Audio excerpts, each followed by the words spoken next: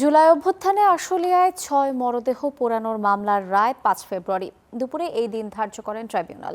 অন্যদিকে যশোর ময়মনসিংহের মানবতা বিরোধী অপরাধের অভিযোগ আমলে নিয়ে পলাতক আসামিদের বিরুদ্ধে জারি করা হয়েছে গ্রেফতারি পরোয়ানা।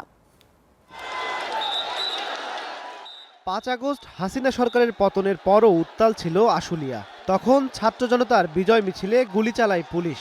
পরে গুলিবিদ্ধ ৬ জনের মরদেহ পুড়িয়ে ফেলা হয় উল্লেখ করে প্রসিকিউশন বলছে তাদের একজন ছিলেন জীবিত। ২০ জানুয়ারি যুক্তিতর্ক শেষে রায়ের জন্য অপেক্ষমান ছিল মামলাটি।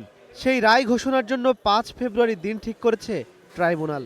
সাবেক এমপি সাইফুল ইসলাম সহ ১৬ আসামির ৮ জন পলাতক রয়েছেন। পৃথিবীর ইতিহাসে এরকম বর্বরতার নজির খুব কম আছে। অপরাধীদের চেহারা ভিডিওগ্রাফির বা ভিডিওর মাধ্যমে চিহ্নিত হয়েছে।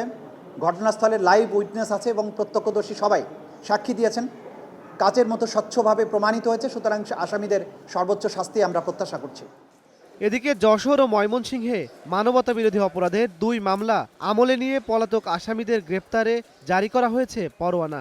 ২০১৬ সালের ৩রা আগস্ট যশোরের চৌগাছায় রুহুল আমিন এবং ইসরাফিল নামক দুজন ছাত্র যারা রাজনৈতিক কর্মী ছিলেন, তদানীন্তন এসপি আনিস তার অধীনস্থ পুলিশদেরকে দিয়ে এদেরকে পায়ে গুলি করে সেই ক্ষতস্থানে আবার বালু ঢুকিয়ে দিয়ে গামছা দিয়ে বেঁধে তাদেরকে মিথ্যা মামলায় অস্ত্র দিয়ে চালান দেয়।